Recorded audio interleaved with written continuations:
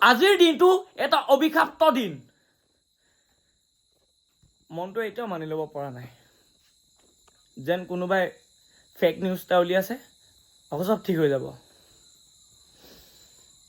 মায়াবিনী ৰাতিৰ বুকুত দেখা পালো তোমাৰ ছবি, ধৰা দিলা গোপনে আহি হিয়াৰ কোণত। তুমি যে মোৰ শুকান বৰত নিয়ৰৰে চেঁচা টোপাল, নামি অহা ৰ'দৰে নৈ মোৰ দেহত প্ৰতিপুৱা,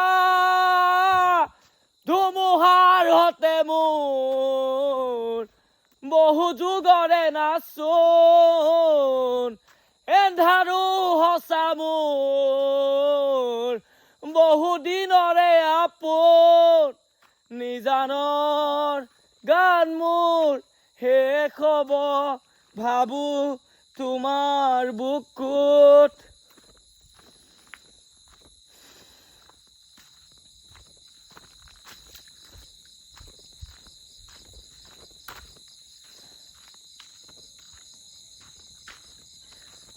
আমাৰ গাঁৱৰ ল'ৰাকেইটা মিলি কিনে জুবিন দাক শ্ৰদ্ধাঞ্জলি দিম বুলি কোৱা হৈছিলে, তো সেইকাৰণে এতিয়া আমাৰ গাঁৱৰ তিনিআলিটোলৈ আহি আছোঁ।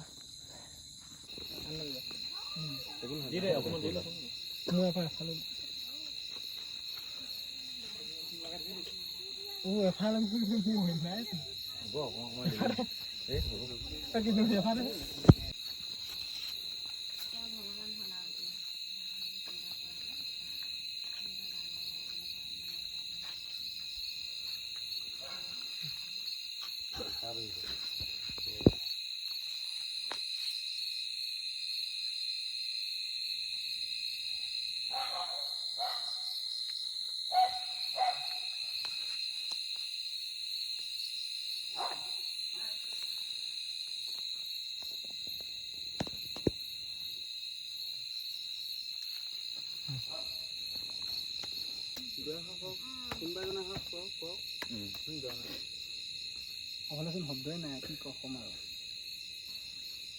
বেয়া লাগিছে আজি বিশেষকৈ আমাৰ মাজৰ পৰা অসমৰ ক্ষেত্ৰত জুবিন দা যিহেতু আমাৰ মাজৰ পৰা আঁতৰি গৈছে। তেওঁ আমাৰ মাজত আজি নাই, কিন্তু অসমৰ মাজত সদায় থাকি যাব। তেওঁৰ যিবিলাক সংগীত, যিবিলাক হয়তো ফিল্মবিলাক আমাৰ মাজত সদায় থাকি যাব।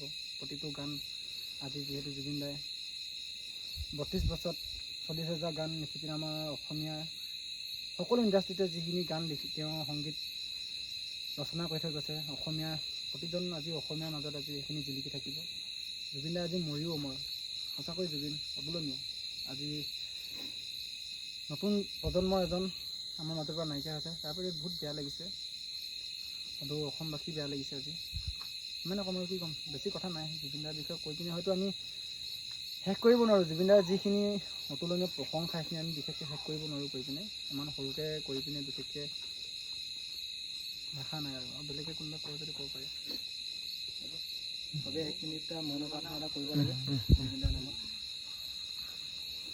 দিয়া তুমি ভালকৈ টাইমটো চাই কিনে ষ্টাৰ্ট কৰি দিয়া।